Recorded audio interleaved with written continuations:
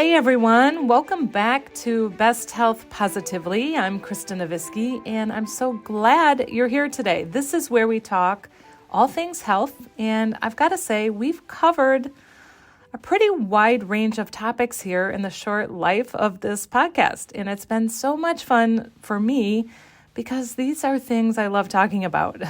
And it's funny, someone said to me the other day, how do you come up with all these topics? And I said, honestly, the topics are just a natural flow from working with so many people over the years, people with different health issues, from diabetics and pre-diabetics to those with heart disease and stroke, and then all the way to extremely healthy people that are just fine and just basically fine-tuning their lives, taking things up a notch. So the topics also, I would say, stem from my interest in personal development, motivation, and healthy living. So I just feel fortunate that these discussions, I guess, can all come together here on this podcast. So I just wanted to share that little story with you and that little bit of information about me. And I'm so glad she asked that because I really love getting questions from you guys and feedback too. So, all right, you're wondering what we're going to talk about today, right? Well, today we're talking about sleep, all about sleep. The reasons our bodies need sleep, the benefits of getting optimal sleep, and then we'll also talk about the problems that we have when we don't get enough sleep. There's been so much research in recent years linking sleep to our overall health, and for good reason. 1 out of 3 adults are not getting the recommended minimum of 7 hours of sleep, according to CDC data. And over 50 million Americans have some sort of sleep disorder. So this is a very real problem. And personally, I've started paying much closer attention to my sleep since getting my Oura Ring several months ago. I know I've mentioned this in previous episodes because it's really cool to see your sleep stats and be able to track that and see how your habits and lifestyle impact those stats. It's super interesting. For example, I can definitely see the difference when I've had a stressful day in the way that it impacts my sleep, or if I have a couple drinks in the evening, or even a meal closer to bedtime. It all shows up. So that's really inspired me to be more attuned to my sleep habits and to really make an effort to get the best sleep that I can. So first, let's talk about why this matters. Well, it's no small thing to get inadequate sleep, especially chronically, because the problems are cumulative. They add up and they're pretty serious. So let's go through some of the major problems linked to sleep insufficiency. And by the way, even one night of sleep deprivation has an impact. There's good data to show deficits even after just one night. So it's super important. Here we go with some of the problems with sleep insufficiency. Number 1, cognitive and mental problems, which is no surprise, right? We're talking about decreased concentration, decreased memory, inability to learn efficiently. Number 2, emotional disturbances like decreased mood and actually an increased risk of depression and anxiety with chronic sleep problems.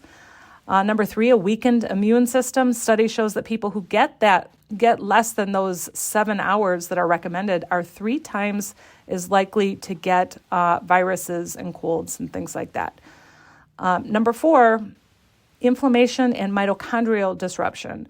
And this means, we've talked about this in other episodes, the importance of inflammation, the seriousness, I should say, of inflammation in terms of chronic disease risk. So this means an increased risk for chronic diseases like heart disease, hypertension, diabetes, stroke, obesity. Number 5, hormonal disruption. We know that not getting enough sleep chronically disrupts cortisol and causes problems with insulin regulation. And then finally, number 6, the 6th point I want to make is that it puts you at increased risk for Alzheimer's and dementia. And you may have heard this in news stories over the past few years, that one of the key proteins that's found in the plaques that are in the brains of patients that have Alzheimer's, one of those proteins is cleared during deep sleep. So when we're not getting enough deep sleep, our bodies cannot clear that protein. So obviously, there are many important physiological functions that are happening during sleep, including many of our body's protective repair mechanisms. So it makes sense that a lack of sleep is going to put us at much greater risk for so many different problems. And remember the CDC stats I just mentioned a couple minutes ago? Well, you might be wondering why those stats show higher rates of sleep problems. Like, what's going on here? Well, my guess is you're not too surprised to hear about the major players with sleep disruption, which are screen time, chronic stress, and substance use.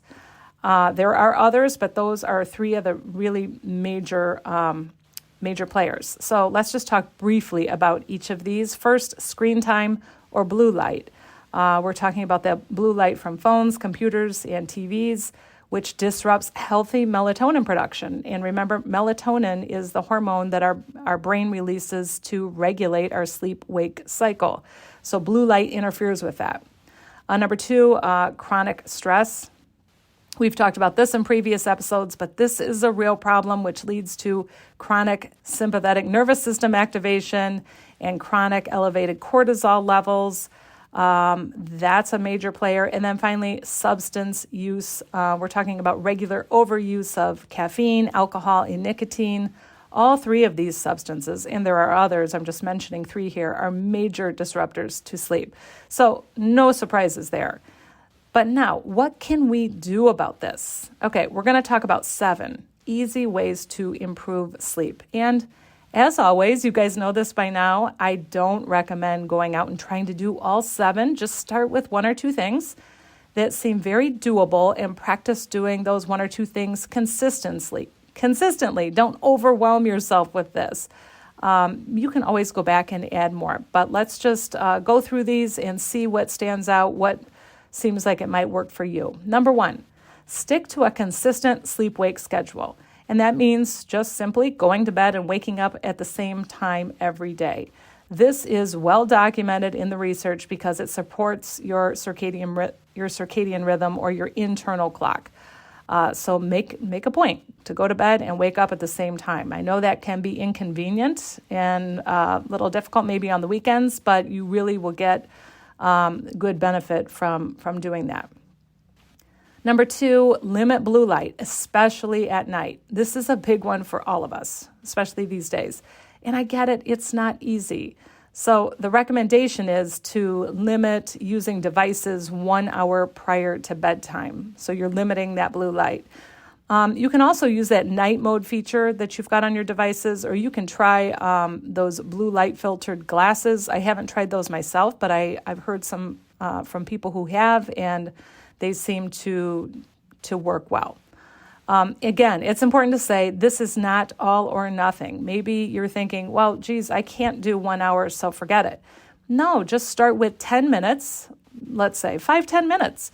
Choose a small step to start. I would say every little bit of improvement is helpful because you've got to start somewhere. We know the data shows that blue light suppresses melatonin twice as much as other light. So we've really got to start somewhere with limiting the blue light. And I think it's easiest if we can do that, and most effective if we can do that at night. Okay, the third thing is get early natural sunlight in your eyes. And what do I mean by that? In the first hour of being awake, get outside where you can see that very early morning light. This is really supportive, again, of our circadian rhythm and supports that internal clock that helps regulate the sleep-wake cycle. Number 4, get some exercise. Data shows that getting some sort of exercise during the day improves the quality of your sleep, so you're getting better deep sleep and REM sleep. Number 5, pay attention to what you're eating and drinking. This can be a tough one, but there's a lot of good data around this too. Try not to eat food 2 or 3 hours before going to bed. And please be aware that caffeine and alcohol are major players with regard to sleep. With caffeine, try to avoid caffeine 6 to 8 hours before going to bed. And I do this myself. My rule is no coffee after 1 o'clock. And I do notice that if I do have a cup of coffee later in the afternoon, it really does impact my sleep. I'll often have a tough time falling asleep, or I can be more wakeful during the night. So I really try to pay attention to that and not drink any coffee past 1 o'clock. And then limiting alcohol, especially close to bedtime. Research shows that alcohol significantly impairs our sleep cycle in general, and close to bedtime is especially detrimental. So this is something I've noticed myself too, and I can see it with my Oura Ring data, so it's definitely a real issue. 6, your bedtime routine. Try to have something that's a calming routine closer to bedtime, and that might mean reading something that's kind of easy, enjoyable reading, taking a warm bath, maybe listening to music, something where you're helping your body to calm down before you're going to try to fall asleep. And then 7, the environment in your room. Make sure you have a cool, dark, quiet room to support really optimal sleep. So there you have it. I hope you've heard a couple things in that list that can be helpful to you to improve the quality of your sleep, or at least to get a start. And if you found it helpful, maybe you'll consider sharing it with a friend, and maybe someone else might find it helpful too. And as you get started, just remember, try a couple things and be consistent with it. It's so worth it. I've got to say, now that I'm really conscious of my sleep habits, I absolutely love getting my optimal sleep and seeing the stats with my deep sleep, my REM sleep. It's so worth the effort. Well, it's not really much effort. It's more just paying attention. So let me know what you think. What's working for you? Or if you've got questions, please reach out. I'd love to hear from you guys and hear what you're doing with your sleep habits. You can reach out via the links in the show notes or email me at kristanavisky@gmail.com. You guys know I love hearing from you by now. You've heard me say it many, many times here. So please reach out. Thanks for being here and listening, and take care. I'll see you here again next time.